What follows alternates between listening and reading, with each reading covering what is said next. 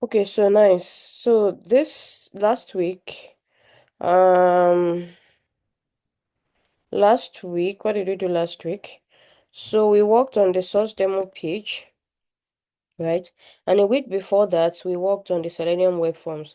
The Selenium web forms is just a web form to show the basics of Selenium, the click, the send keys, and which other one? The get text, right? So last week we discussed more, not just the click, the send keys. We also talked about the weight. Let's look at the weight we discussed last week. I think it is somewhere here. Mm. Oh, we also talked about assertions last week. Great. Hold on. Okay, yeah. This was a line we wrote on implicit weight, and we discussed. Can somebody tell me what makes implicit weight implicit? I know we have not discussed explicit weight, but you from the grammar you should know implicit is the exact opposite of what explicit. And we said that even if you increase the time here, that it's not going to cause any delay in the what in the web elements maybe showing or anything. So implicit wait, what it does is it waits for the exact timing of when your web element is going to do what is going to load. And when it loads, it will be there to do what to perform the action, right? So you have to put the appropriate time in there so that, and then we discovered that the web element we were trying to inspect yesterday, the other day, let me use, because I've not adjusted the issue with my browser. So I'm going to use Firefox here. Oh, someone complained that they were unable to install their Chrome web driver last week. And I asked the person to go ahead and use Firefox. The person still in class. Let me know now.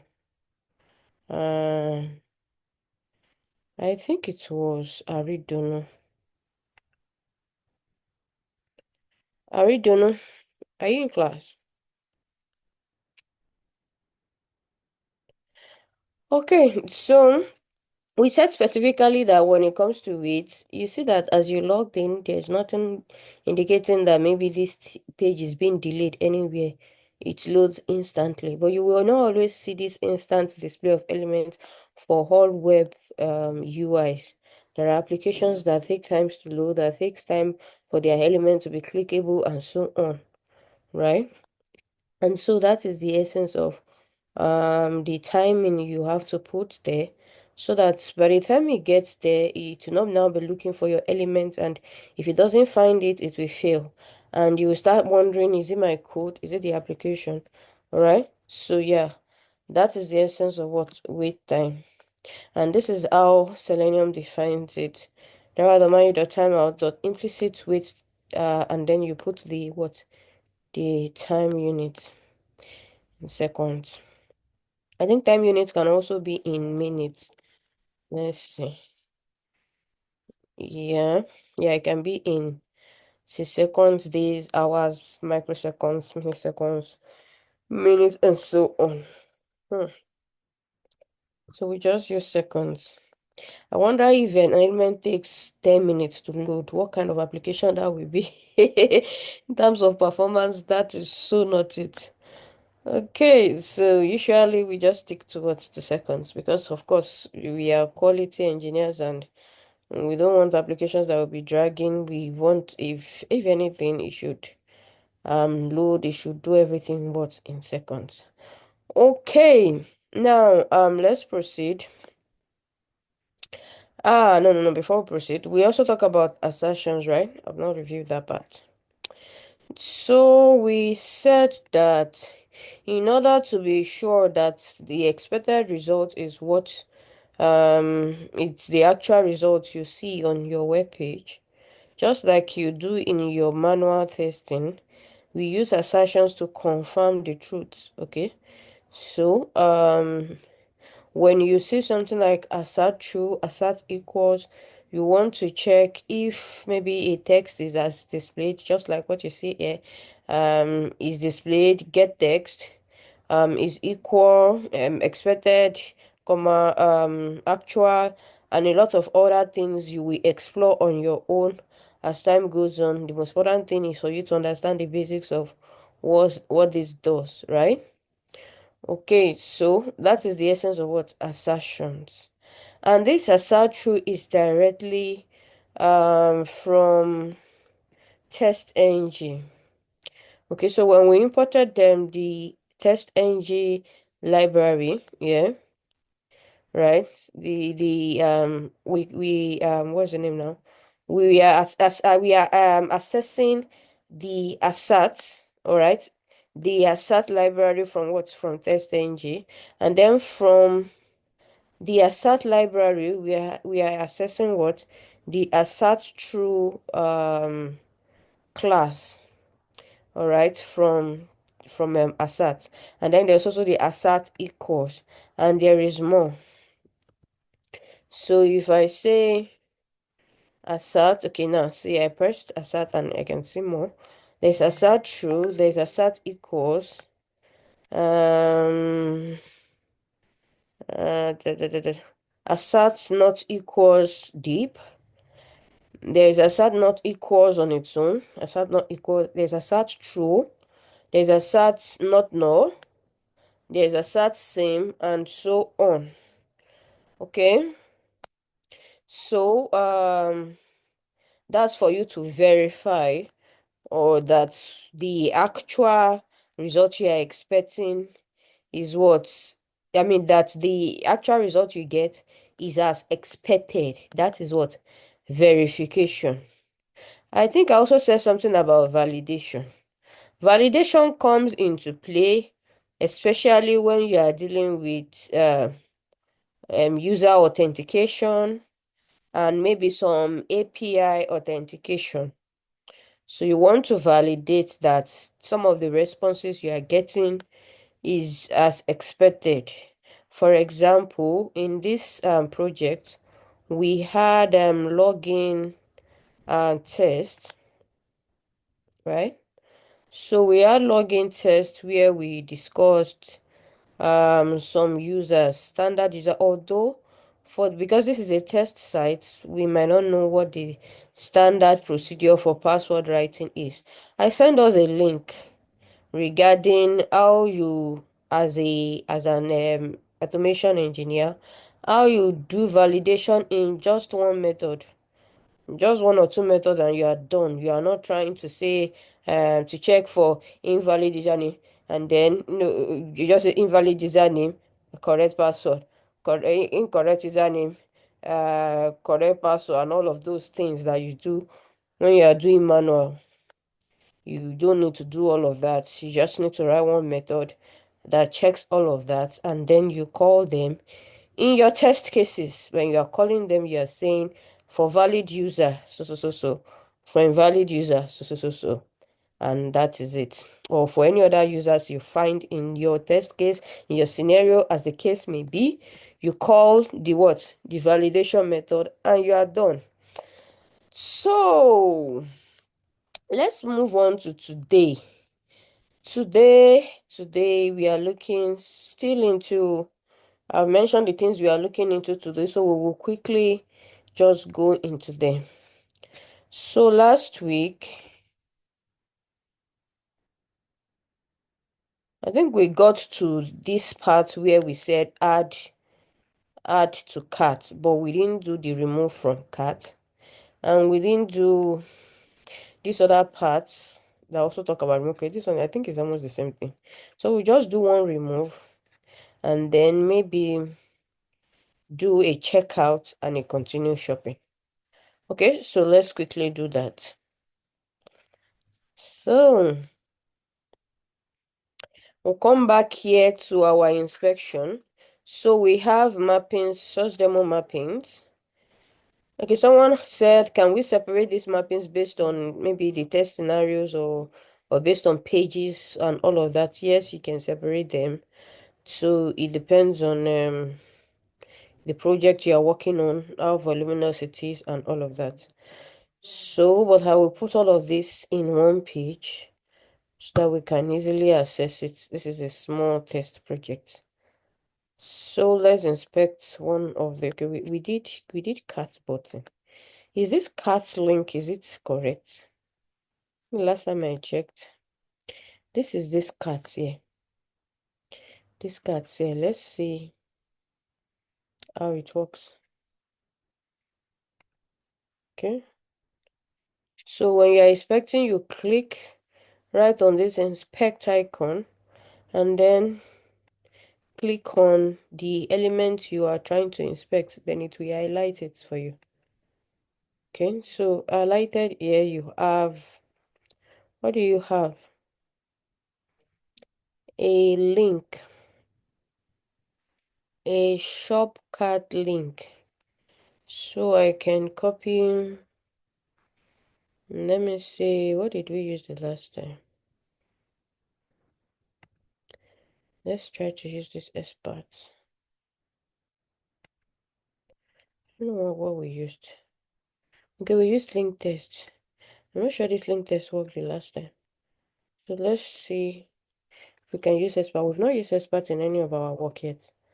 So hopefully we can use expert now.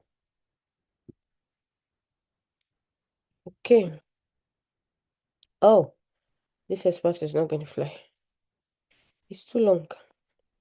But I like the expert that this thing is suggesting for me because it's going to pick the ID and the span. Let me see. Oh no, not this page. The ID. What's the ID? Do we have an ID here? No. Do we have a span here? Yes. We have a span class. And then we have this A here, A class. And I think that is all. Well, no, normally if you click on this, let's go back to this page here. Let's go back to, to continue shopping. Okay, yeah. So let's go back to continue shopping and inspect. Okay. So, shopping cart link. Mm, yeah.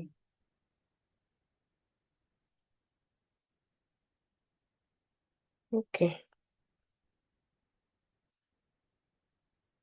Just in case.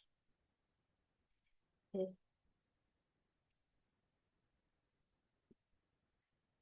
Copy.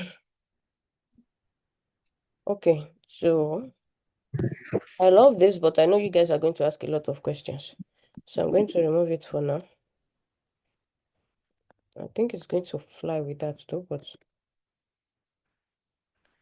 um let's see everything that is here.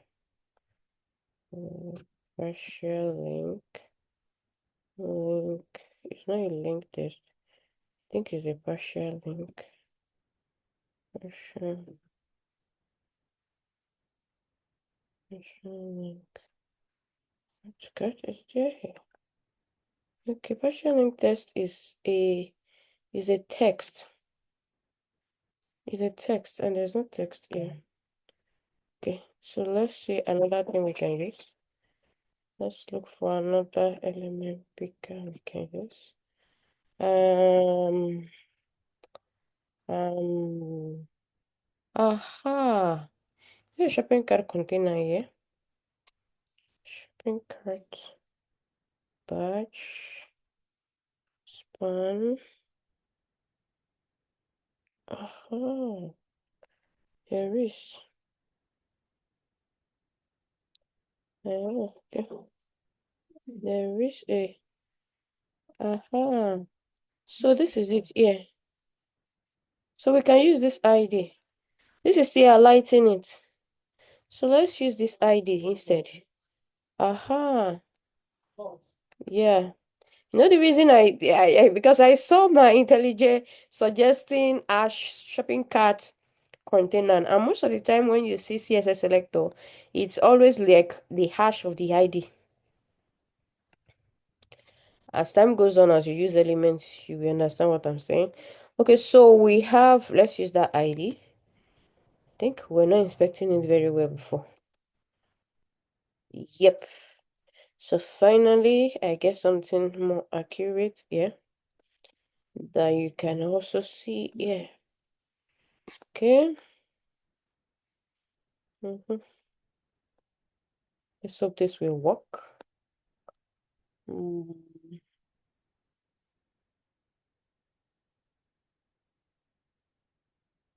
Except that it is telling me to add more. Yeah, because this container, you see this container, it does not only highlight the cat. I think it also highlights the entire container, the length, length. That it highlights this entire line. And we want it to be specific on this element. So what happens is when you are defining your web elements, you go deep in. So after this ID, there is a span. And then from the span, we have, let's see, from the span, we have the, what, the hyperlink, the A. Forgetting what name they call this A in HTML. Okay, so we have the A, we have the span, and with that we can be directly linked to what, the shopping cart badge, because we don't want it to just highlight this entire line alone. We want it to be specific on this cart, not just the length of this container. So I'm going to take this suggestion here and say shopping cart container, the A and the span. Let's go. The A and the span. Okay. So yeah. And then I will have my exact, because the span is directly inside the A, and the A is directly inside the div. Okay, let's see. Okay, that's what it means. The span in the A in the shopping cart container. So we have the cart button. What other thing do we need? We need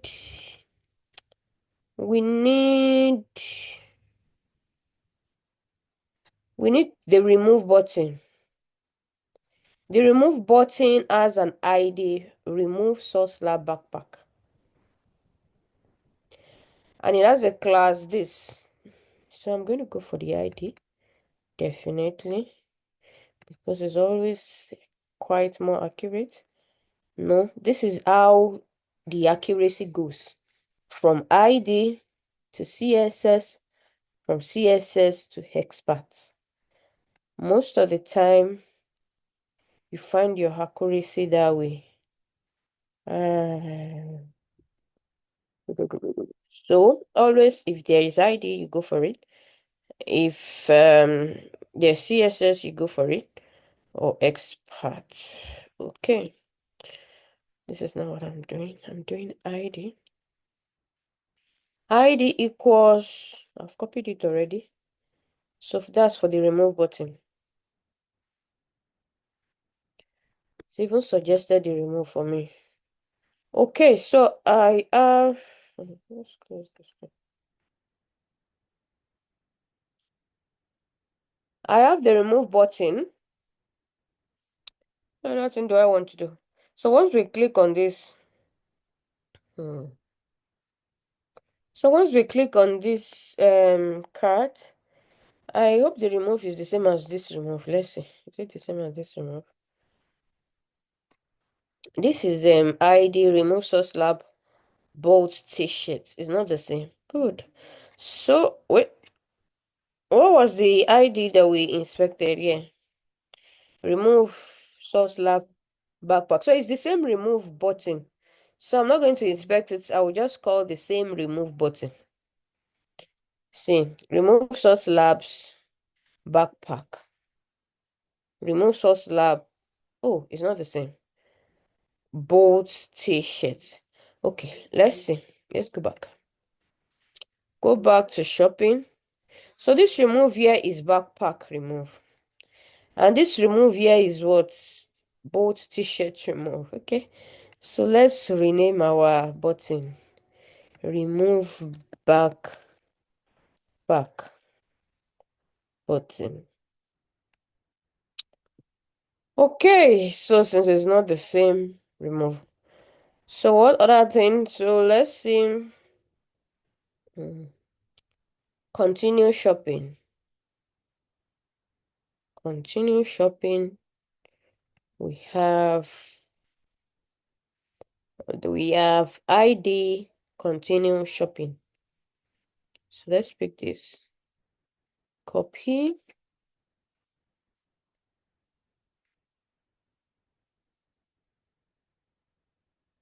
Find by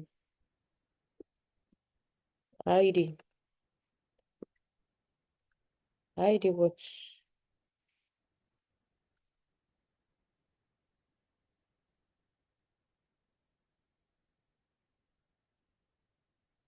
Continue shopping button. Okay. Oh God. No, no, no.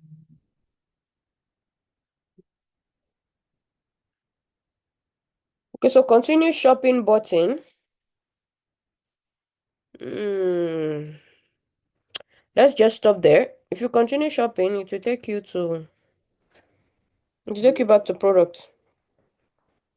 And if you remove, for example, and then you click back on your cart, you should be sure that your stuff has removed.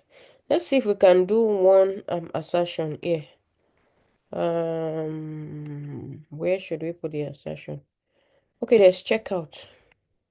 Let's do checkout. Checkout. Checkout is checkout. ID checkout. Look at it here. ID checkout. So let's do checkout. Oh my god. So ID checkout is ID checkout, and we have the checkout button. Okay. Now, when you check out, what is the expectation?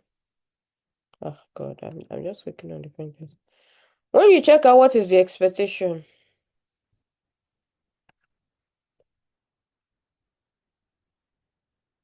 Okay, so we will now validate that if you click on if you click on the checkout, then you can see your checkout information. So let's do this one. Checkout information, the title, the data text, title, and your what? Check your information. So we have, what should we use? We can do get text for this. I will confirm that this get text that our system is getting is the same as um mm, mm, mm, what's title. Let's just see if I can copy CSS selector instead. Okay. Add find by add find by CSS selector. Sorry. CSS first. Course this. Okay. Then check out page title. So we are going to find out if you know what we are doing. What we are doing is we are trying to make our WebDriver to do what? To find this element. And once it finds that element, it will produce an action. Either is a click, a get text, a send key, and so on. And then after that, what happens? Then we validate. Is this the right output, right? And so on. So that is the process. Now we have all our web element mappings, our mappings here. Now let's go to our pages. These are all the methods we have written so far for this source demo.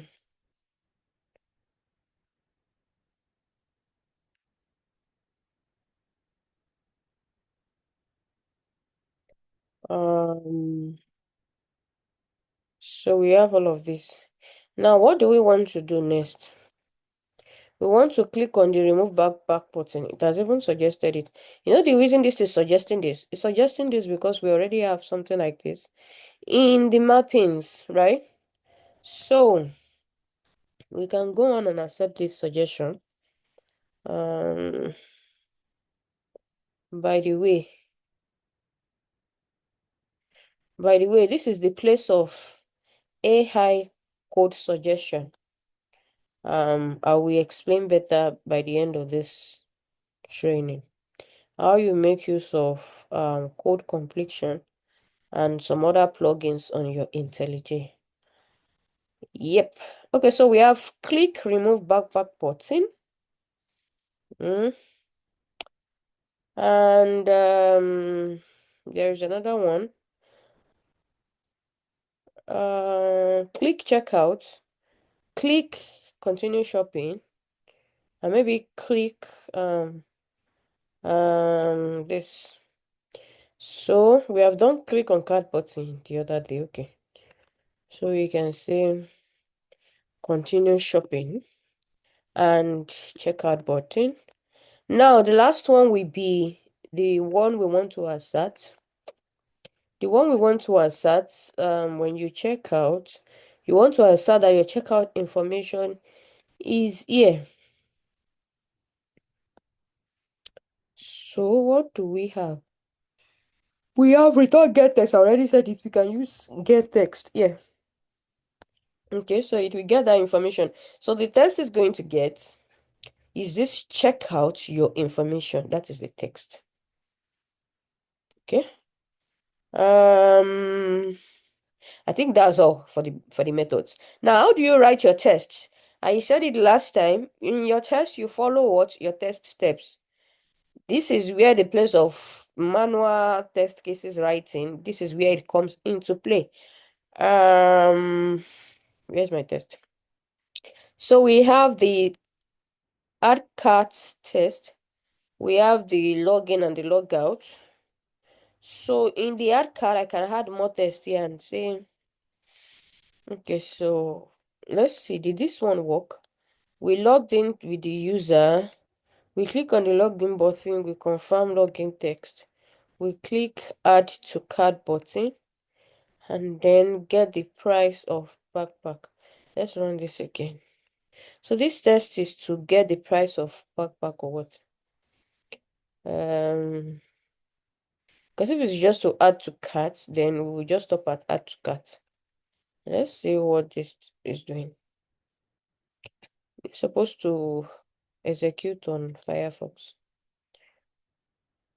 I have so many things open.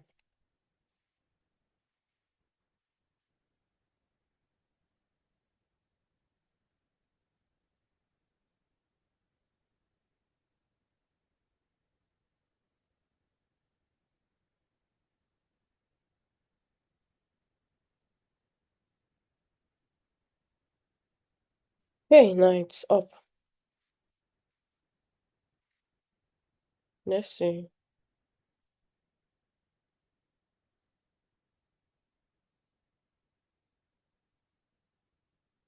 Okay, so it successfully got. Okay. Since we are not returning the price of backpack, I will remove this line. The title of that text is what? Is what? To add to cart. So it will stop here. Now let's write another text to say remove from cart. I will call this one test source demo remove from cart. Remove.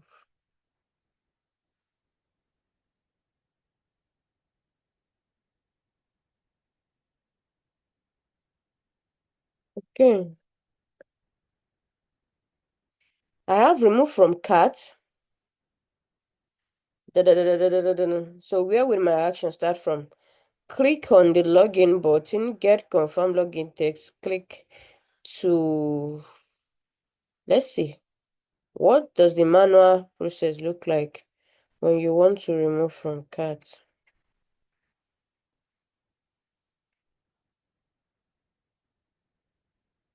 Okay, this is how it goes. So you click on the cart and then you click on and then you remove. So we will do the same add to cart.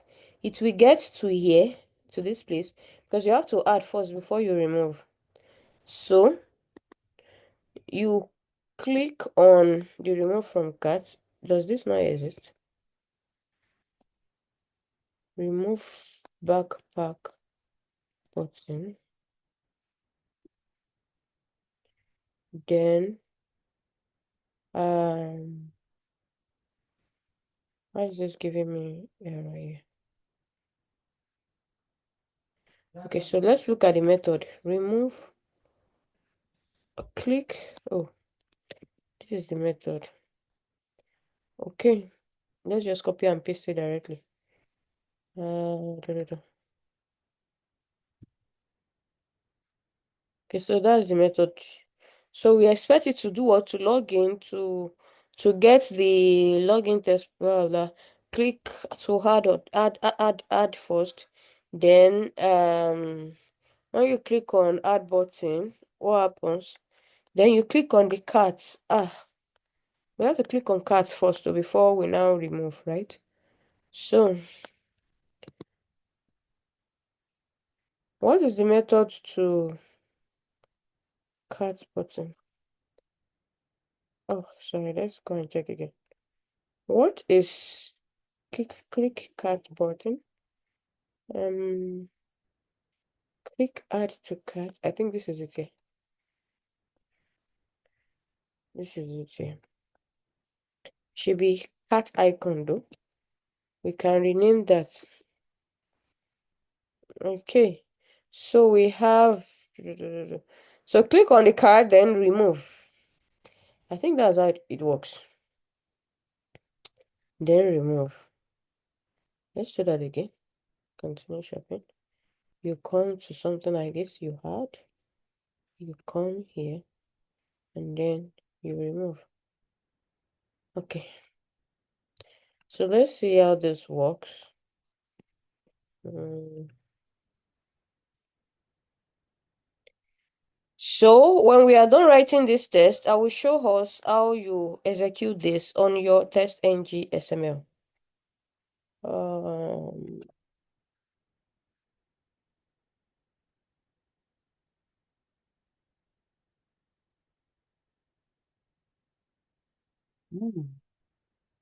I hope it's not trying to fail. Okay, it is done. Okay, so it's trying to fail. Okay, unable to locate. Yeah, we have issues with this cat location. Okay, so let's go back to. Can you read the error? No such element exception, unable to locate element this. You already know what the element is. Are we following? Hello? Yes. Okay, great. So we have this one here. We have this one here. Let's go ahead and check what other thing method we can use. I think this was the one that took us time to inspect the other time.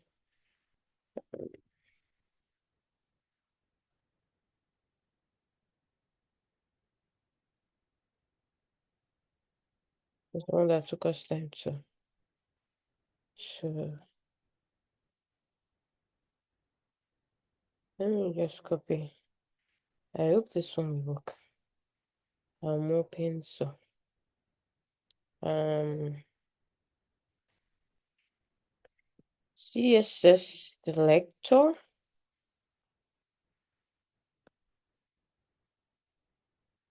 CSS selector. Mm, yes, CSS selector. Paste. Let's run this again. See what happens.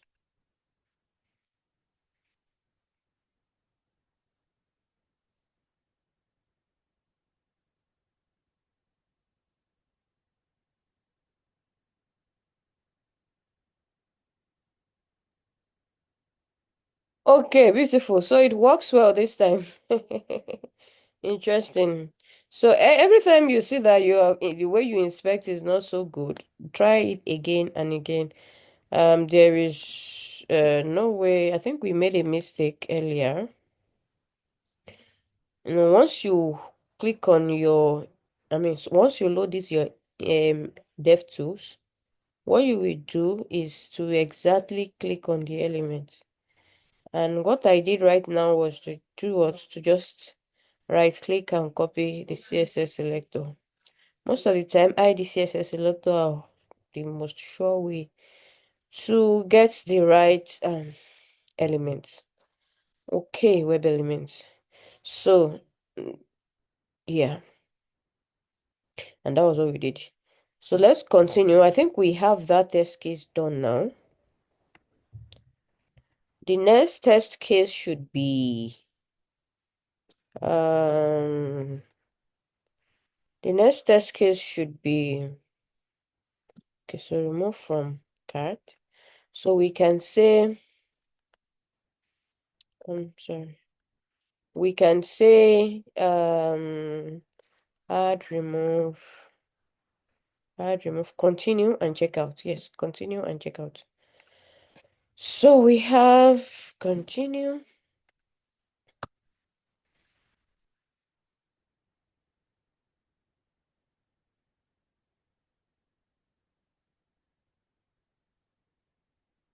shopping.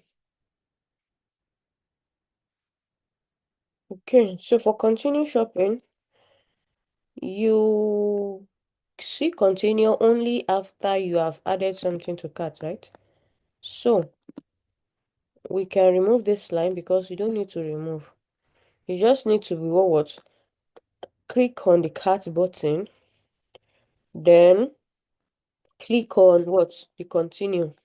Click on the continue button because that is how it works. Click on the cart button, then click on continue shopping. Let's see. Click on continue. Where did this error come from? Okay.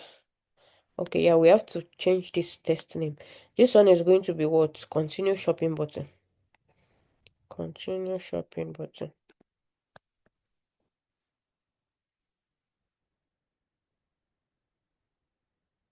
Continue shopping. After today's class, I'm going to release this code to us so that you can have something to start with for your project. Okay. Yep. Actually, I will do the releasing in the class so that you guys see how we push things to GitHub directly. Okay, so we have this, even though we will still do CI/CD parts in June, but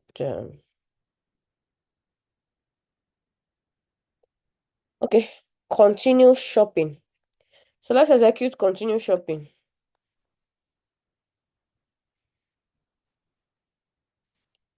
Let's see how it works. I should close these multiple instances of Firefox driver. Okay. So did it get there? Oh no, I should not have closed that one. Okay, so did it get there? Yeah, I think we got there.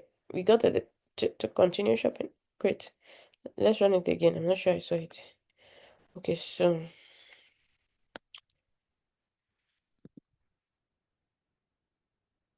what's this thing asking for? Installer.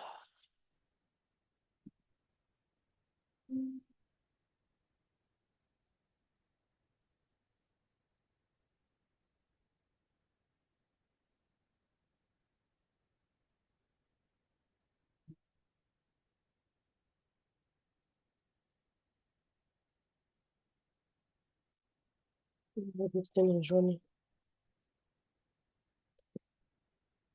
Okay, seems. Oh, could not start the session. Oh, I was typing inside the code. Okay, let's try. Let's execute again.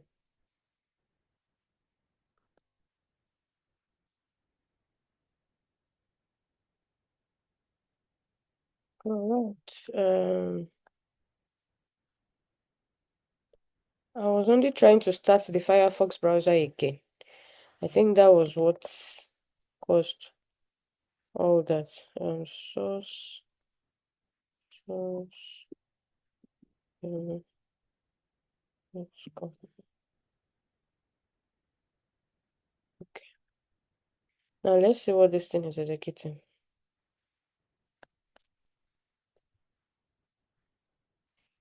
Yeah, pretty fast. Pretty fast. So let's do checkout. Checkout. Checkout also. We follow the same principle. You add first, then you click on the cart, and then you check out. Except that for checkout, we have an assertion to. So I have checkout, checkout.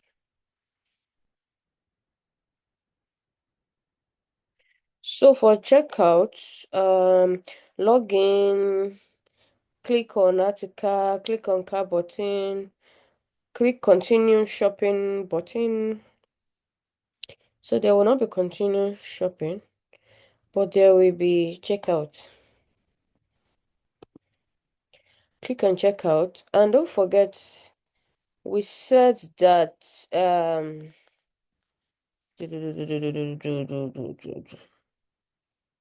we said something about the continue. Let's log in.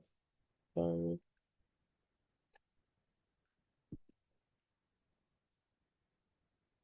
okay, so when you add and then you click and then you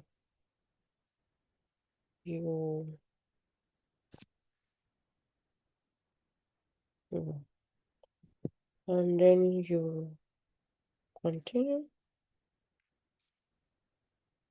Oh, sorry.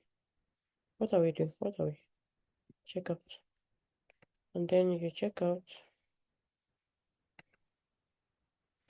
And then you check out. Then you do what? You confirm this. So I can say assert, assert. Yes, I can use assert equals. Assert equals. Okay. I can say assert equals. Hmm.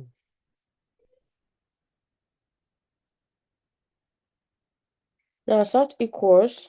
Now what is the name of the method that gets that text? It is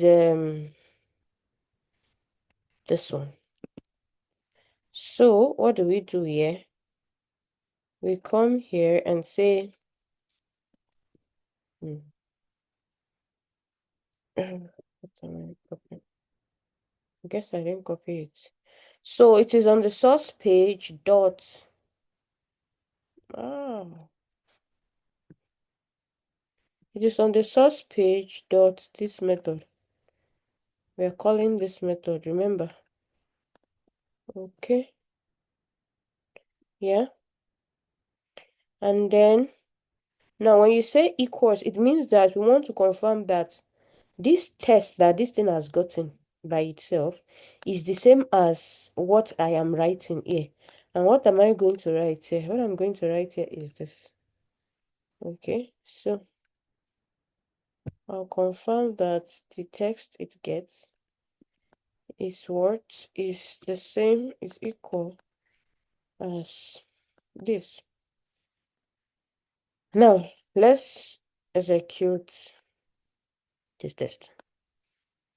Then we'll move to the explicit weight I wanted to explain. Um,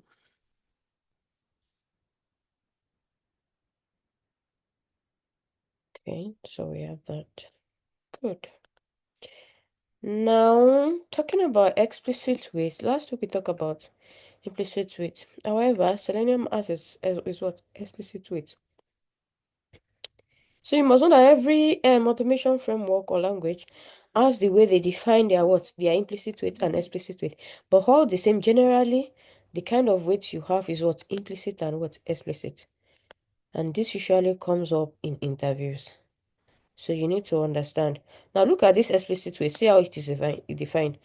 Explicit weights are loops added to the code that poll the application for a specific condition to evaluate as true before it exits the loop and continues the next command in the code. If the condition is not met before a designated timeout value, the code will give a timeout error. Since there are many ways for the application not to be able to be in the desired state, explicit weights are a great choice to specify the exact condition to wait for in each place it is needed. Another nice feature is that by default, the Selenium wait class automatically waits for the designated element to exist, which is the exact opposite of what? Implicit. I said last time that if you're using implicit, if the element will not if the element will not load or appear at that time, it will not. Why? Because it does not exist, right? But when it comes to explicit, it will what? Wait until it sees that what? The desired state is achieved. That is, the element is maybe displayed or clickable or appears or whatever. Now, explicit wait. Another condition is if the condition is not met before the value times out, if you have put a second, 2 seconds. So if it does, if the condition of the element appearing or the element becoming clickable or something, if it or the element becoming visible or whatever, if it is not met, then it's going to time out and what? Give you error. It give you a timeout error. So there are many ways for you to achieve your desired state. Explicit way are a great choice to specify the exact condition to wait for in it. So usually, explicit wait is what is advised. Now, look at how Selenium defines its explicit way. It says WebDriver wait equals to new WebDriver wait. That and then it's taking parameter driver and then duration of what? Seconds. Seconds, I think we also have of minutes of hour, just like the one we have the other time unit of seconds of minute of hour for what? For implicit wait. This one we have duration of seconds of minute and all. So let's see. It says full example is on GitHub. Okay, so they are just showing us how it was used here. Get this element, review the ID, find the element by this and click, then wait for a while for 2 seconds, and then until the element is reviewed that this is visible, then send keys and say it's displayed. So usually, I think we have like, is it 3 states? Wait till element is visible, wait till element is clickable. Then which other one? I think there is one more for which you wait for. All right. Now let's see. Let's see how we do this. So we can come here in any of our methods, just like the way we wrote implicit wait here, right? Where did you try implicit wait? Yes. So let's use the same thing. Let's use the same thing. I will just sorry. I will comment this out and add implicit wait. Yeah, if element to load implicit wait. Yes, this is implicit wait. Now the other one is explicit wait. Explicit wait. Now So this is how it defines it. In case you are confused with all this, what's the name now? I can write it in a better way. For those of us whose Java is not advanced yet, mm, just say WebDriver width. Yep, equals to. I prefer this. Okay. So WebDriver, you already know your WebDriver. Your WebDriver is what? Your WebDriver class. Yeah. So we have your WebDriver, and then this weight is what? The placeholder, the variable name you are giving it. So we have the WebDriver weight equals to what? New WebDriver weight. Just like the way you instantiate. We talk about this. In Java, WebDriver equals to new WebDriver. Let's import this. Because it's from support. Selenium support. It will always highlight it for you that it needs to be imported. So with that, you import it. Okay. So, I'm not using revealed. Who is revealed? Okay, so I have WebDriver weight equals to cast. This is telling me to cast what? Cast expression to work. Change new to new. Change. Okay, let's see. Let's see. Wait dot until. Yeah, explicitly wait. Let's use that. Wait dot until what?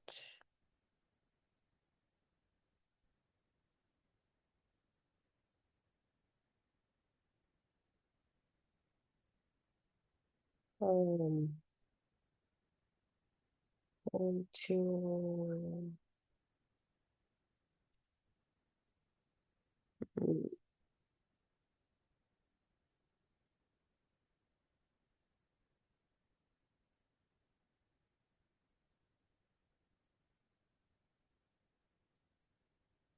Okay,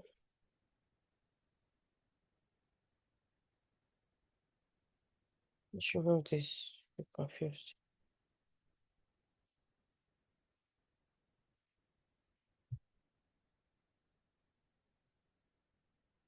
Oh God! Finally, this thing is giving me something I need. Okay, so wait dot, but still, we still have some errors. Hold on until the Java get title. No, no, no, no, that's not it. Yeah, well, maybe. Because the Swag Lab is on the page title. Once you log in, let's even, let's reproduce this. So this is the username. So we are trying to say, if you are logging in and the page is not displaying very fast, you can put a wait time for the element to do auto display. Though in this scenario, it displays really very fast. So, but we just want to test. Okay, what's this? Is that my password or not much?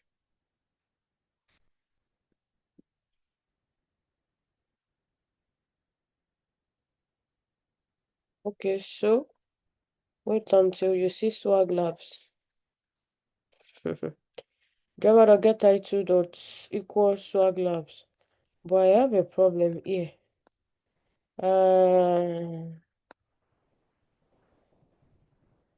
Wait dot get. Hmm.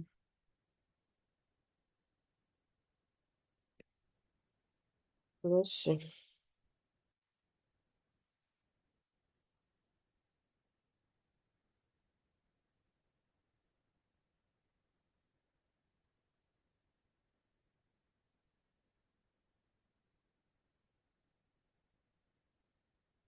Okay, Java.get title cannot compatible types. Okay.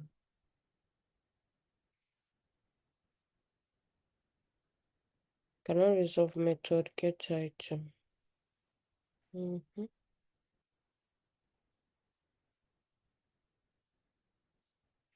Hold on.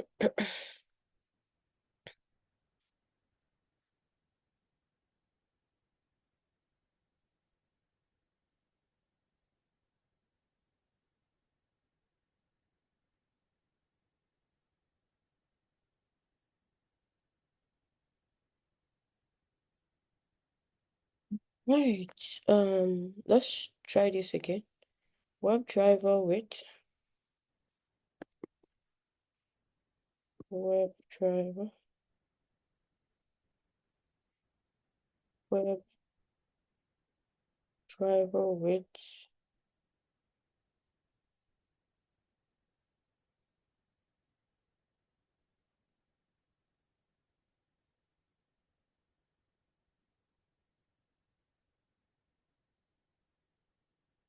Hmm.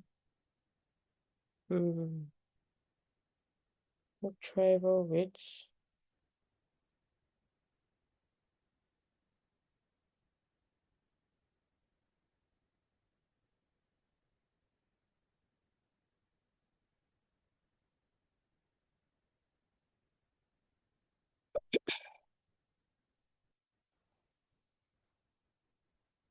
Mhm.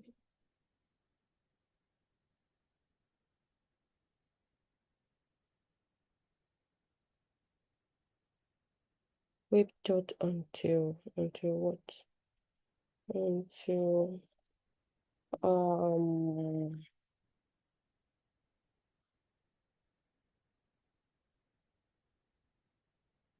until visibility. Okay. Yeah. I don't even want any system log out.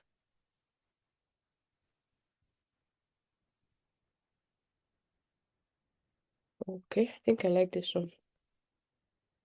But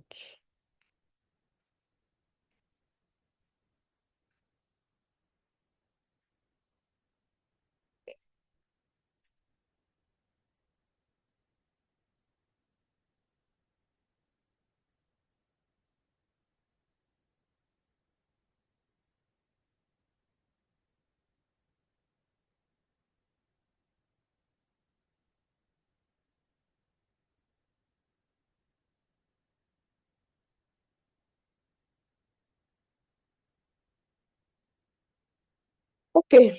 So look at this, for example. We have the WebDriver with. Now, you know what I did? Now, this WebDriver with is what we want to instantiate. Initially, I wanted to use WebDriver, WebDriver directly from Selenium, but the code is complaining about incompatible types. That is, if I'm using this, then it's not compatible with the WebDriver with that is from support.ui. So what did I do? I had to remove this entirely and just use WebDriver with directly. And that is what we have done here. WebDriver with cost to new WebDriver with. In Selenium, yeah, I think a lot of improvement have happened. I think they used WebDriver with and then WebDriver with, but it's not compatible, and that was why we got error when we followed this. Okay. So now I have the same WebDriver with, right? Now, what I have done now is, when you ask it to wait, you are waiting for the element to be what? To be visible or to be clickable or whatever action you want to perform on that element. Now, what we are doing is we want to wait until it is visible. That is, as soon as you log in, where is it here? As soon as you log in, you want to wait until Swag Labs is visible on this page. And we talked about get title the very first time we started this class. I said to get title is usually where in the first part of your HTML. You want to get the title. You, okay.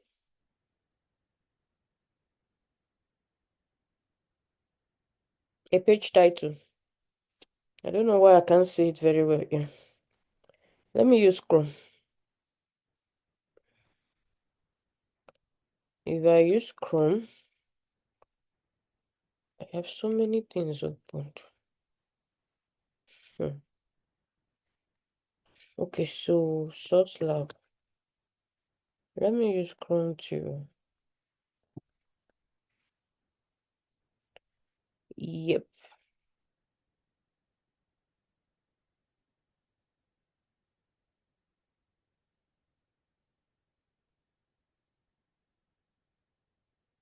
Get the page title. Swag Labs. Okay. Title is not even here in this one. Is it?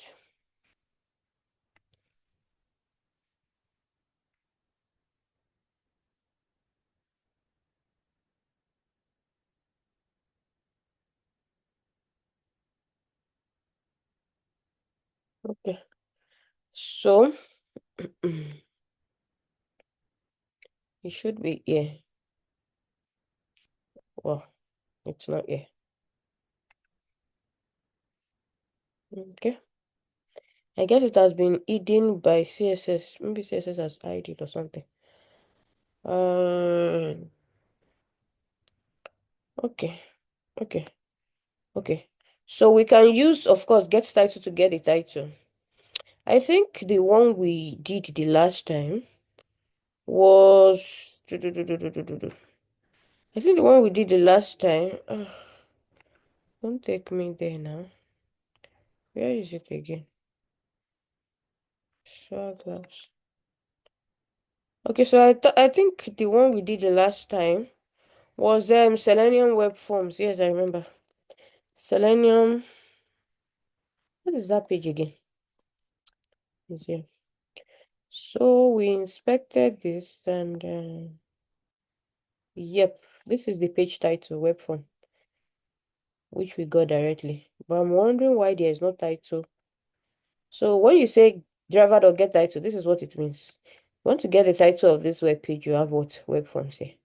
If you do the same thing here, I'm supposed to see it here. Oh, it's here. It is here, guys. Okay, I guess I didn't just see it. Okay, so we have Swag Labs, title Swag Labs. Okay, so we are saying that once you log in like that, you for page load time, we give it a 10 seconds and then it will do what? It will get the title and return what? Swag Labs. So let's see how this one will work. This should be what? Click login button, and this should fall under the login test. Login test. Okay, so if you execute this test now,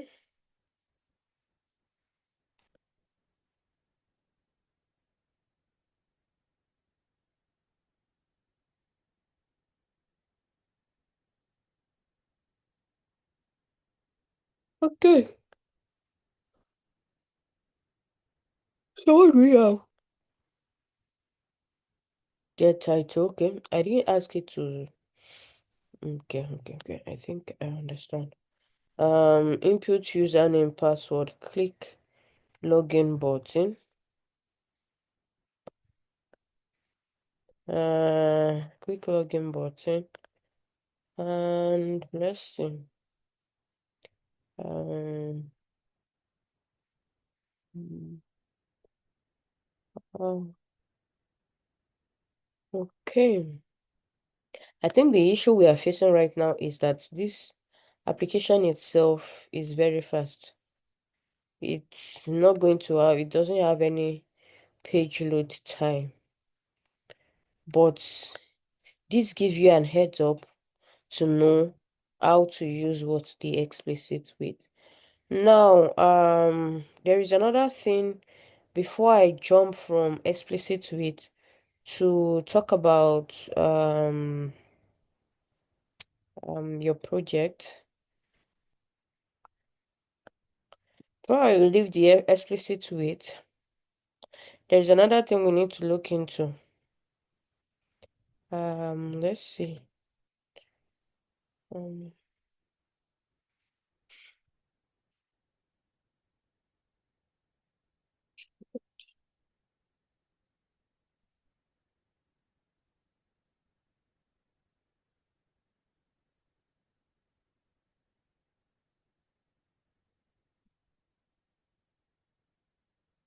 Not this one. Not this one. Not this one. Not this one. Okay.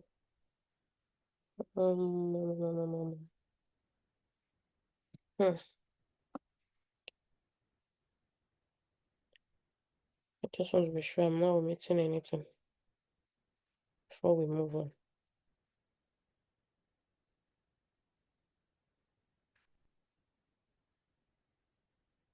Okay.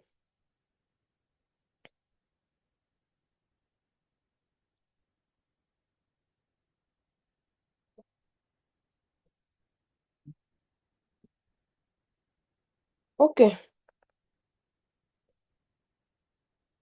I guess when I remember we will go there. I forgot something and I'm not sure.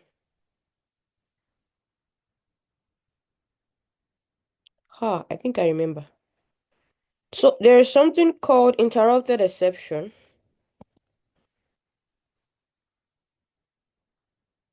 Yeah.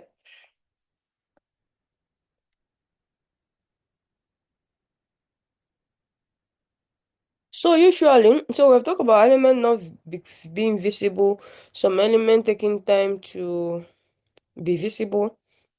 Another thing is that some elements might be what overlapping on other elements. And when you inspect, you will see the one that is under, but by the time you run your test, you will discover that another element is what is covering it up.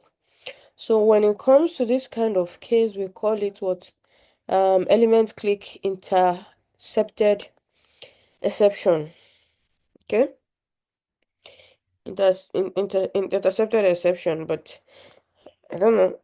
It's intercepted exception I want to do or interrupted exception. I think I'm searching for interrupted exception. Interrupted.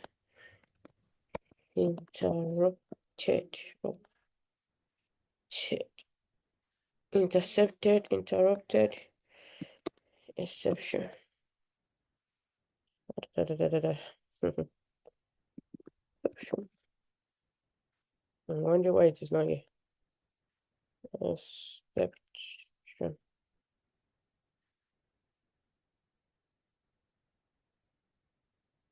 Okay. Now, what I'm trying to explain is this.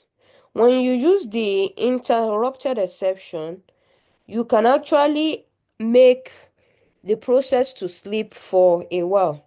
We call it thread.sleep. Now, how does this work? Let me just go straight to maybe Google so that because I don't know what I'm looking for here, that it's interrupted exception. And what? Thread.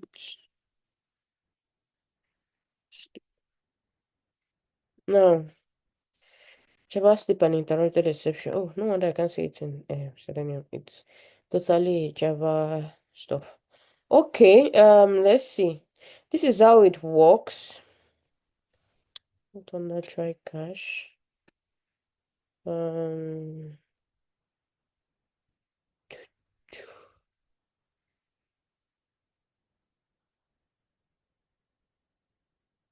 okay, so while you are waiting for an element to be clickable or visible, sometimes it can be interrupted maybe by the system infrastructure, by some pop-ups, by some other, exceptions on the system,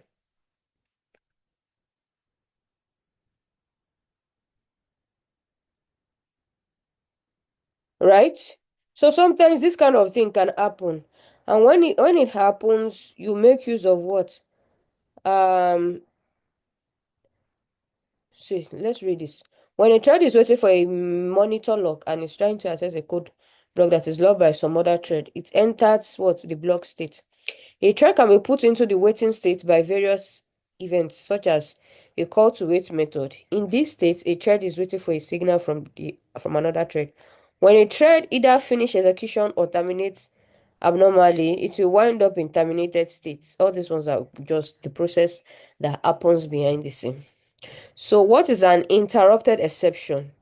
Interrupted exception is thrown when a thread is interrupted while it is waiting. sleeping or otherwise occupied. In other words, some codes are called interrupt method on our thread. It is checked, it is some code called interrupt method on our thread, it's a checked exception. And many blocking operations in Java can throw it. So when you have such kind of interrupt, you use thread.sleep. So threads may block several reasons, may be blocked for several reasons. All right. Now thread.sleep, waiting to wake up from a thread.sleep, waiting to acquire a lock, something. The other exception is usually thrown by all blocking methods so that it can be handled and the corrective action can be performed. Several methods in Java throw interrupted exception. These include thread.sleep, thread.join, the wait method, and the object class.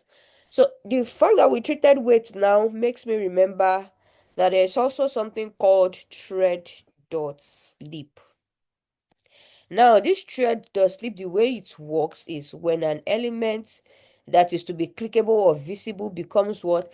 Interrupted, becomes blocked, becomes interrupted, and so on. Then it means that you have to introduce a wait time. So this wait time is the time it will use to sleep until the element becomes visible or clickable or accessible for the user or for the Chrome driver or the driver that is being used at this point. That is the explanation. Now, how do you make use of thread.sleep? Usually, you pass what? The interrupted exception. Let's see. We can pick on any of our tests here. Let's pick on this one here. So, usually when you want to use thread.sleep, assuming I want to pass a thread.sleep here. Ooh, thread.sleep. I will say sleep for 2000 milliseconds. 2000 milliseconds is shorter than seconds, right? Milliseconds is shorter than seconds, right? Am I right? Hey, is anyone in the class? Yes. Yeah. So, because of that, now I talk about exceptions now. So if you pass this now, you will see an error. It will tell you to add exception to method signature. That is, you pass this to your method here. Throws interrupted exception. Once you pass this to your method here, it will understand that you want this thing to sleep at this point. Let's assume there is another method here. So it's going to sleep for this number of um seconds or milliseconds before it performs the next action, right? So that's what it means. It literally just what? Sleep. Why? Because it has encountered maybe something that is blocking the element from being interactable, from being visible, or from being clickable or something. So it's going to sleep and then move on to the next thing after when the time expires. Okay, it's also another form of what? Wait. So session of sleep, always wait the full duration. We could slow down your test or test script unnecessarily. So the smarter one is what? The WebDriver wait, which is the explicit wait we just finished talking about, is the smarter way. Because once the element becomes visible, no matter the length of time you put it, for the explicit wait, talking about the explicit wait, once the element becomes visible, even if you put 1000 seconds, it's going to do what? It's going to go ahead. But when you use sleep, it's not going to go ahead. It's going to finish the countdown all the time you put there. It's going to finish it. Okay? It's going to end it before you do those or before it moves ahead to the next thing. And that's the difference. And that's why it's always advisable to do what? To make use of what? The explicit wait. Okay, now let's see how I think I'm done with wait things now. Let's see how this one perform. Ta-da.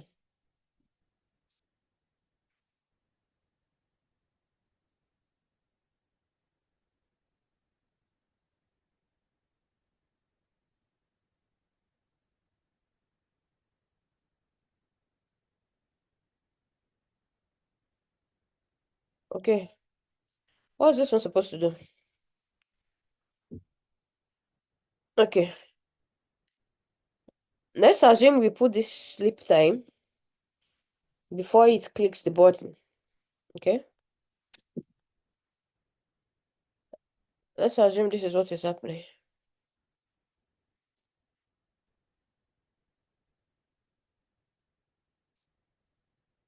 Mm.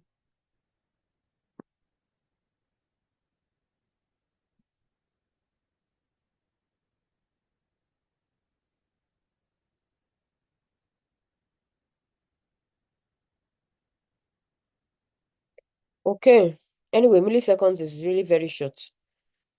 If you put something more, much more, then it's going to be delayed that for that much more length of time. Okay. And what about this? I've increased this to 50,000. It means that before it gets to add to cart, it's going to wait for that length of time. It's waiting, it's waiting, it's waiting, it's waiting. This is the 50 seconds it's trying to wait. Can you see? On a normal day, it's going to be fast and just add to cart, right? But right now, it is waiting. It's going to wait the entire time, even when this thing is already visible. So it's not efficient. Like, it will slow down your automation process. And one of the advantages of automation is what is speed and efficiency. So this is a wrong approach. If you are putting any thread or slip at all, is you have to put it the right time in there. You have to put the right time in there. Easy. It has not yet add to cart. It is still running. Can you see? You're supposed to do what? You're supposed to wait this length of time before it gets to what? To add to cart. Yeah, now it has reached that time. And now we are done. Okay, so you see now how this thing works. Now the next thing we need to talk about is yeah, is the use of test engine XML. Okay. So in your let's look at this very well. So you will have your SRC here. You have your main and your what? Your test. Now in your resource, you can put a directory here and call it your test suite.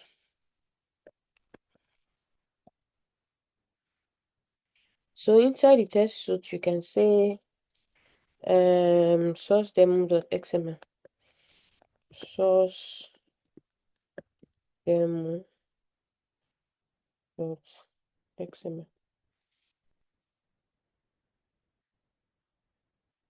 Hmm. The name you enter, okay. Let's create a directory first before we create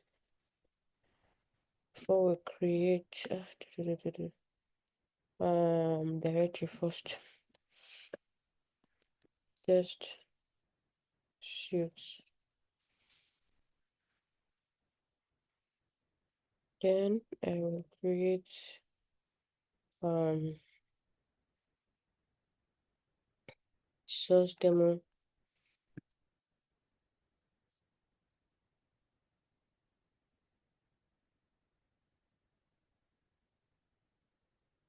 Okay, so for your test ng XML, I think there should be a sample online.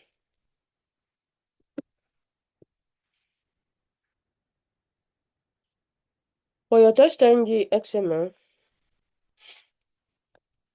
okay, we are right on XML page, on test ng page.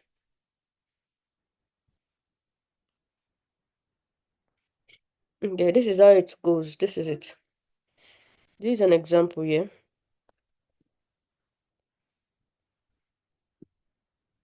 Oh, what is this?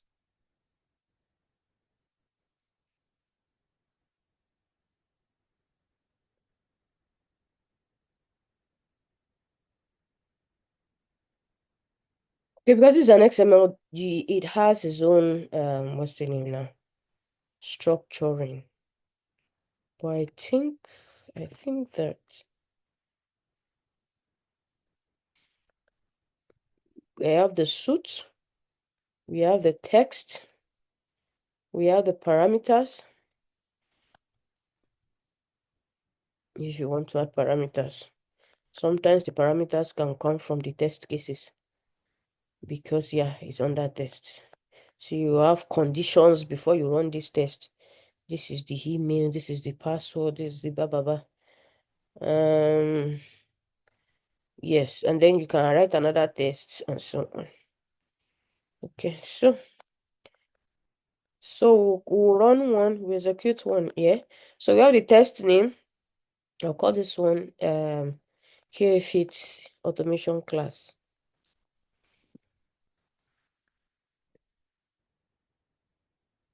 Mm,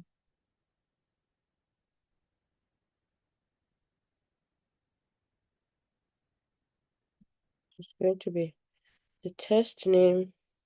We have one already. Source demo. It should be here. Yes, it's test source demo. Test.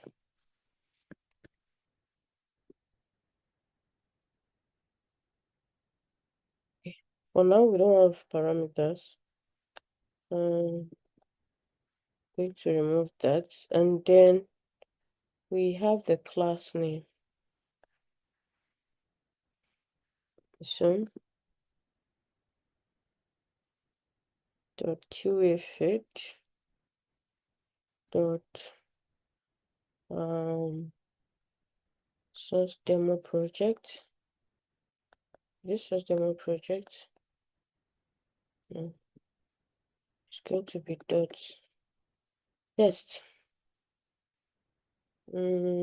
Yes, test source demo dot, what test do we want to run? Add to cart. So we can do add to cart test, and then we can do, so here we can run many classes. Let me just,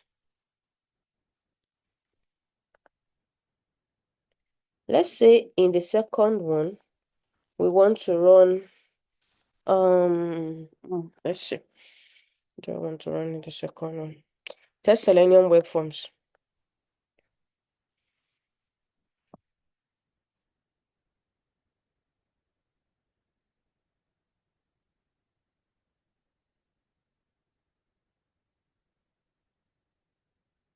Test Selenium web forms. I don't have parameter, but I have class name.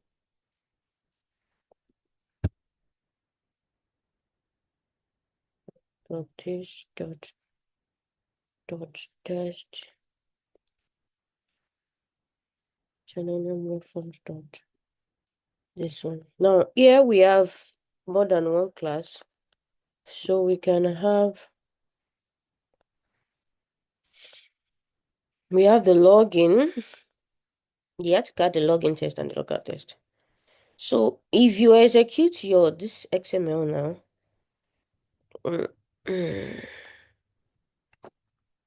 why is it not?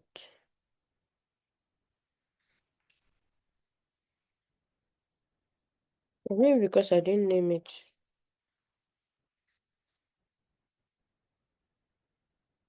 Hold on. It's not carrying the test ng. Okay. I guess because I didn't name it test ng.xml. Okay, let's name this rename. Oh, I can run it actually. Because I know I don't want to name it test ng.xml. I think I can see that I can run it. Okay, now see.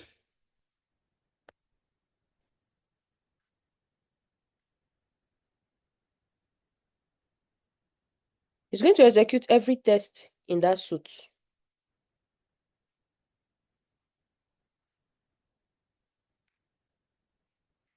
So we have, it's going to run source demo at cat.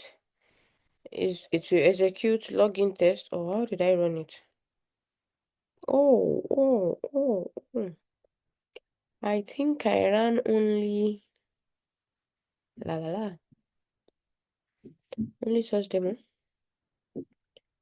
I did not run.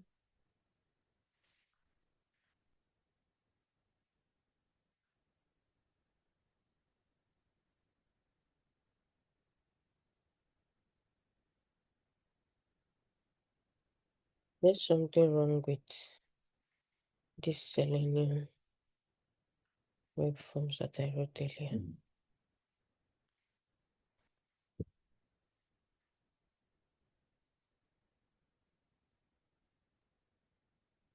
Oh, it's running everything, guys.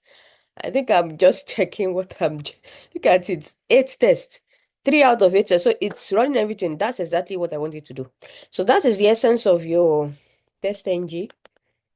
One of the advantages. We've been seeing the advantages, right? We have seen the advantages in writing tests when we did all of these annotations. At test, there's a test, at before test, at, blah, blah, blah. And another advantage is this suit XML. So it's going to, like, combine all of your tests in one. If you wish, you can have one more than one suit, and then they can all serve as per one project or as per one application and all. So by making use of the class name, you can run every test in a class. And I think there's also test name, there's parameter. There are a lot of things. It's actually a very big suit. It's not okay, so we have one test that fails. Selenium. Selenium what now? Oh, it's been long we did the Selenium web forms. What happened to it? It says get text box value. Text box value. What does that mean? Oh, the one where we send keys. Let's see. Where is that project again? Did we delete it? Okay, is it?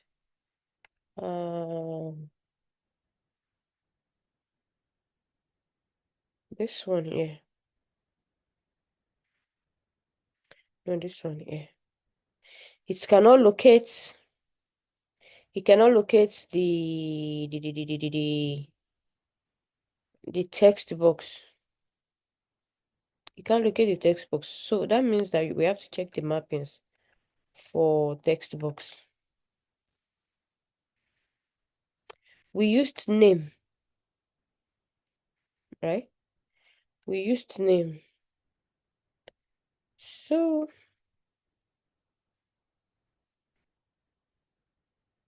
can you see that? Let's see what really happened there. And okay.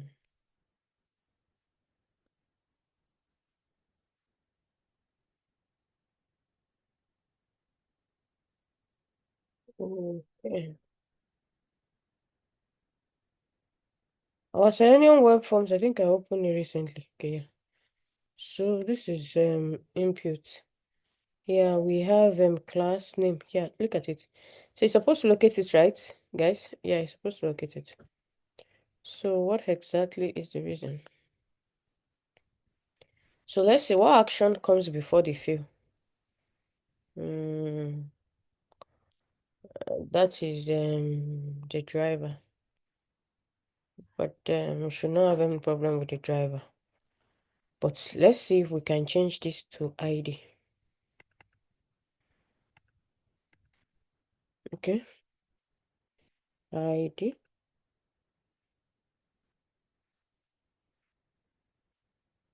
And then we can execute everything again. Everything is pretty fast anyway. Oh, I didn't remove the wait time for that, for this one. Let's remove it. I'll just comment it out. and then I'll stop this and execute it again.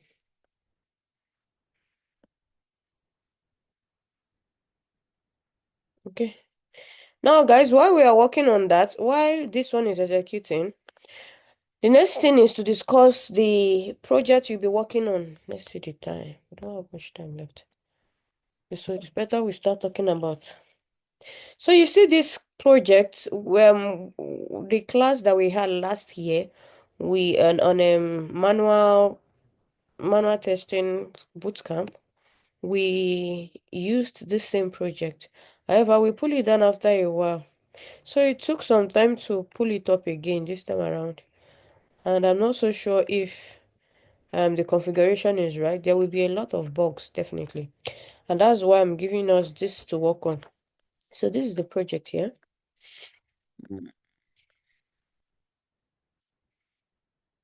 Where is the chat? Where's the chat? Where is Zoom? I can't see Zoom. Oh, I remember that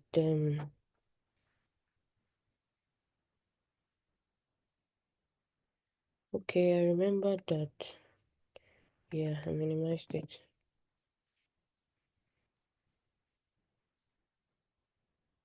Okay. Now this is the project you are working on. Initially, I wanted it to be in groups, but we are not many in this class, so it's going to be individual. Now, I want to see your individual efforts on this. Let's explain. So, this project is both web automation and API automation. So, yesterday we were supposed to do this class I'm doing, and today we are supposed to do API automation today. But looking at the time now, it means we have to cover API automation next week. So, but I'm giving us this assignment today so that you have enough time to cover up. At least you can start the UI automation, and then later move to the API automation. So it's in two layers, like I said. You will find more information here. You will find more information here. Do, do, do. Mm. You find more information there concerning the project and concerning how to go about testing it. The only thing you will find here actually is the manual approach on how to test it. But the automation approach on how to test it is all we have been doing in class all this while. We have done two UI so far, with the Selenium web form and the source demo. So that is going to give you enough knowledge to handle that project. And then as per the API part, there is nothing much with it. Let's see. What's this thing doing? Okay, it's still failed. We have to check this one later. This is not going to delay us. We have few minutes. Let's see if we can do something with this API automation. Now, API automation is very simple. It's just like, of course, I believe we all have. Does anyone here not know how to do API? You don't know how to test manually APIs. Can I see your hand? You don't know anything about API testing. API testing.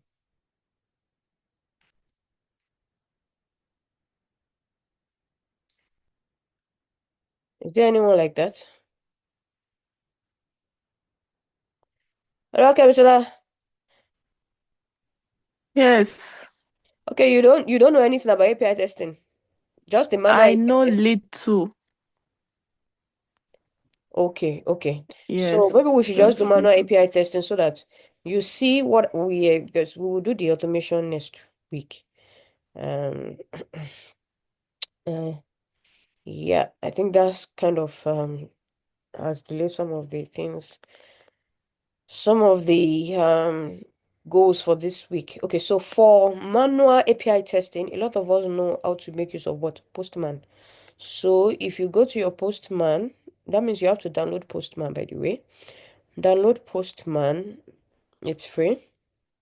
And then when you see, you can see this Postman here. When you log into your Postman, there are different things you're going to see on the interface. Let's quickly explain what are the things you see. There is the home page, right? There's nothing really happening here. There is the workspaces. This workspaces is where you have your project, each individual project. And if you want to add people to your workspace to access that project, this is where you do it. Okay. There's the API network. If you are building agents, if you are into backend API building and all of that, you know how to use API network. But no, you are just a QA and all of that. So you only need your workspace, right? Now, I think I'm currently here. So in your workspace, if you click on your workspace, you will see collections, environment, flows, mock server, monitor, history, blah, blah, blah. Now, your collection is the collection of what your APIs. What that means is it consists of your endpoints, that is here. This is where you put your endpoints. So an endpoint is something like this. It consists of what? Your base URL plus your endpoint. Your endpoint does not exist on its own. It's usually attached to a what? To a base URL. What is a base URL? A base URL is your URL, your domain URL that you can access directly from the HTTP server. So you say google.com.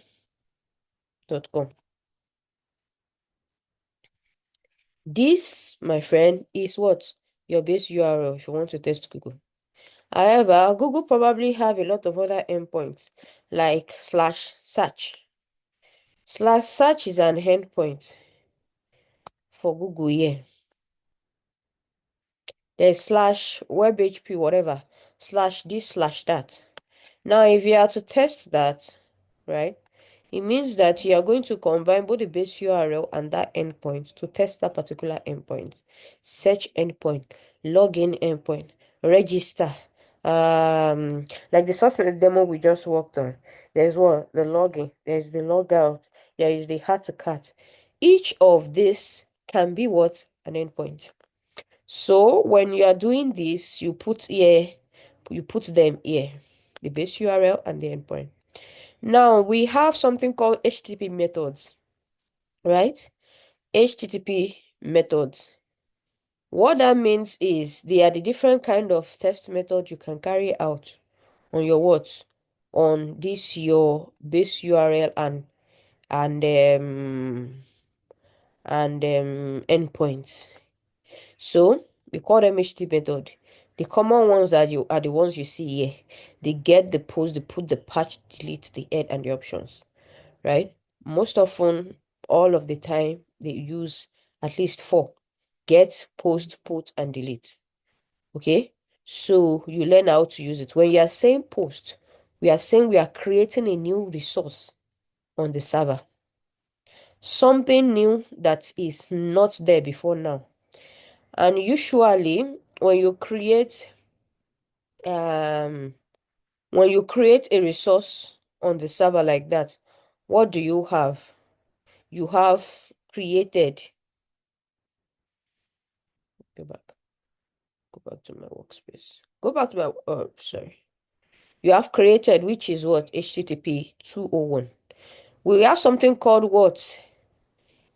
HTTP codes, status codes,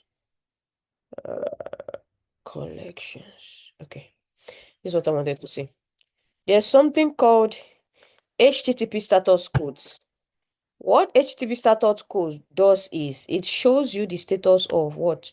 Of your HTTP. We call like now, look at this user registration, for example. You don't know anything about this, but the point is that whenever you perform an action here, you should get a response here. And also, every response should have what? An HTTP what? Status, right? And each of these statuses are different. We have from 100 to what? to 600. In fact, is it not up to 700? HPT starter code. Look for them. 100, 101, 200, 201, 202, 300, 303, 401, 400, 401, 404, 500, 501, 505, and so on. When you see 500, you know it is from the server. When you see 400, you know it is from the client. Resource not found, or maybe page not found, or forbidden. And you see 200, you know it is successfully created. 201, created them. 200 successful, and so on. Guys, as time goes on, you will know all of this HTTP status, but go look them up on your own. So we said when you post, you are doing what? You are creating a new resource what on the server. And when you post like that, make sure you click on send. If it is post you have selected here and you have passed your URL, then what do? You click on send. When you click on send, what happens? You get your response. Now every response has a response body, right? Now, in testing, this is where testing comes in. You want to validate the response you get. You want to be sure that it is the right response. You want to be sure that the key, we call it key value. This is a JSON, for example. Your JSON is your what? Your key value pair. It means that it is all usually consist of what? Your key and your value. What we have in here is called the value.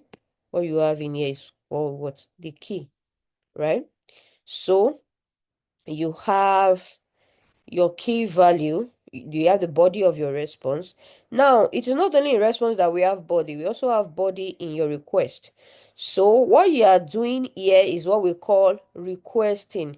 You are requesting the server to help you to add a resource. All right, you are requesting a server to help you add a resource. And what is what you are adding? We are adding this, we are creating this user and saying, for username parameter that is already on the server, please create a new resource called Israel. For password, create a new resource called Aki.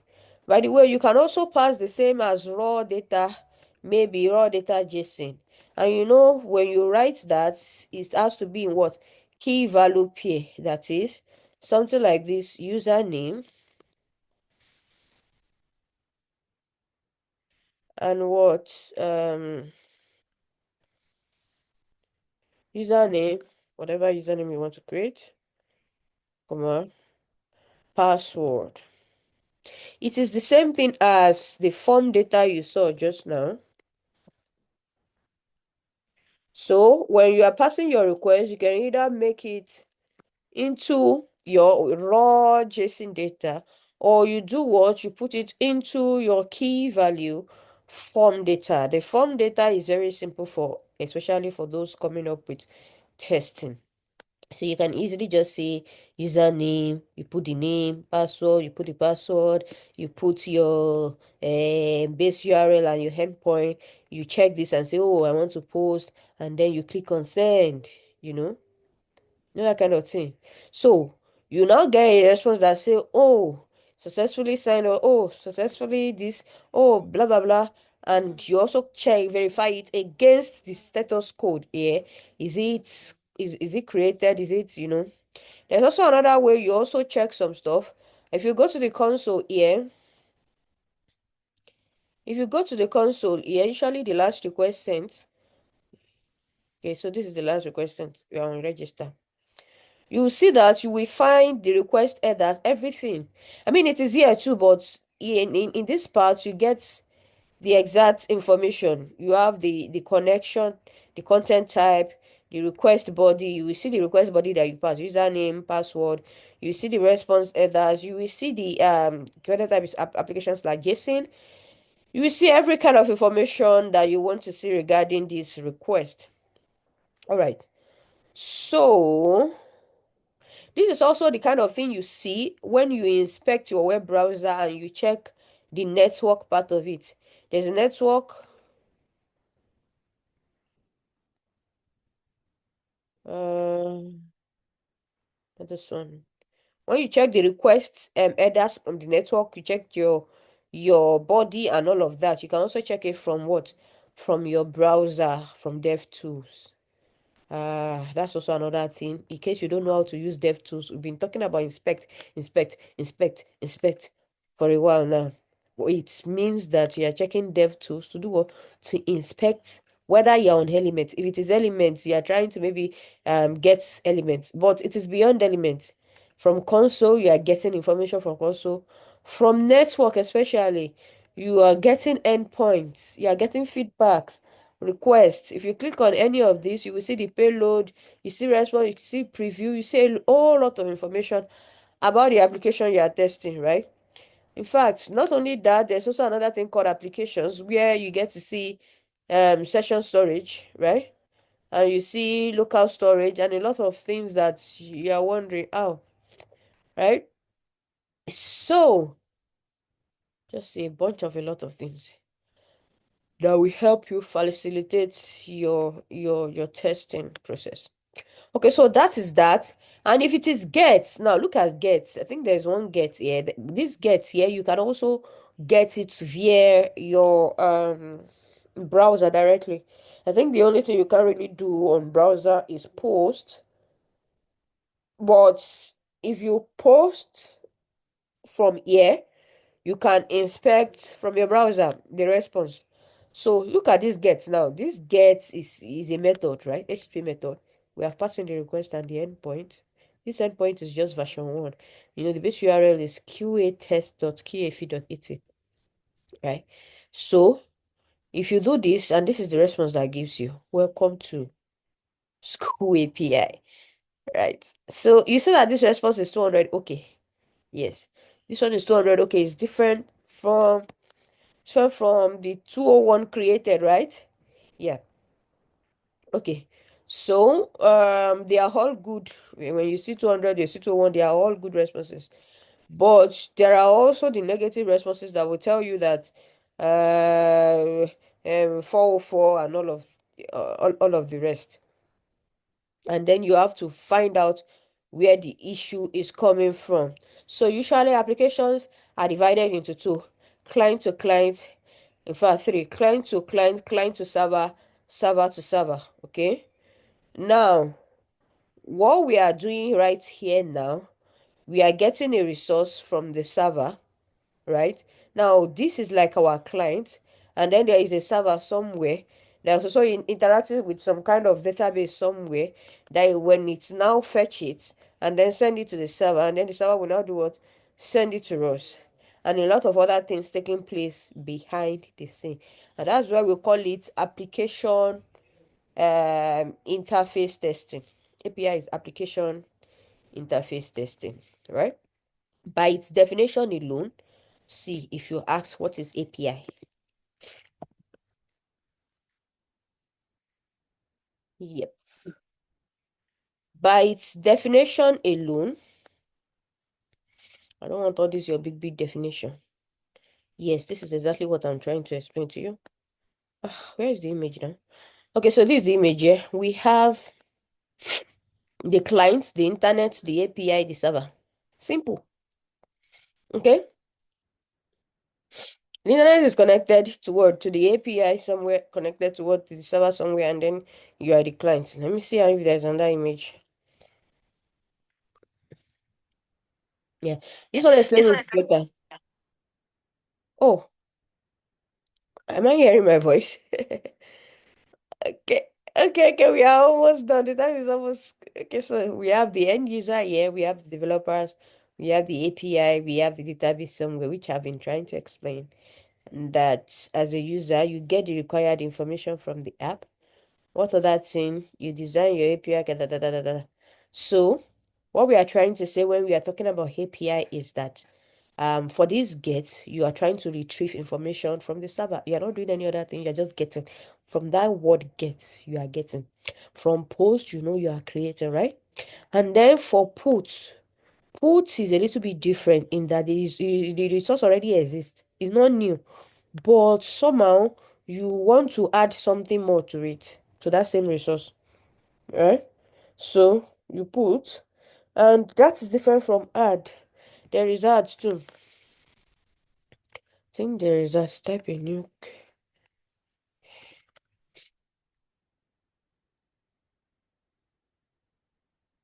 Okay. There should be hard too, but I don't know what's happening to it. So there is put, there is patch. Patch is when you are modifying a resource that exists on the server. Put already exists, but you're adding more to it somehow. And then what is it? Yeah. Those are the most delete. I know delete. Delete means delete. Okay. So it's going to delete temporarily until it is permanently delete, maybe much later, depending on what rules are set for the server and the database. But of course, on your client side, it is deleted as it should be. So that is what we have for API testing. So for your project, we will not be doing the manual, but it's good you carry it out manually maybe this weekend or before next week to check the site I sent to us, right? You can use Postman to work on the endpoint. These are the endpoints here. You can use Postman to investigate it and you'll be fine. And then next week we will go into the API testing using Rest Assured. All right, guys, that is all we have for today's class. I hope that you've been able to learn one or two things from today's class. Yeah, I see some students. I think favor. This school API is not new to you, right? It's favor in this class. Yes, ma, I'm here. I'm here. Yeah, yeah, I Good know. But evening, ma. except that this time around it's going to be automation, not manual. Yeah, Yes, yes. It's nice to have you. thank you, ma. Okay, great. Now you see, this is how the application looks like on the interface. It has all of these things. So we are going to be doing a UI automation testing. And then, by the way, it has a lot of bugs. And you guys are going to write a full page of what? Bug defect that you notice. In fact, let me put it inside the chat now. So, in addition to your project, you will be writing also write a full, in fact, write out all the bugs with reproducible steps. Okay, now this project, don't worry, it's better you start on time though. This project you're not submitting now. You have a whole month or more to submit to go through it before you can submit it. So it means that you have a lot of time at your disposal, right? So next we'll talk about API testing. We use one of the days to do API automation.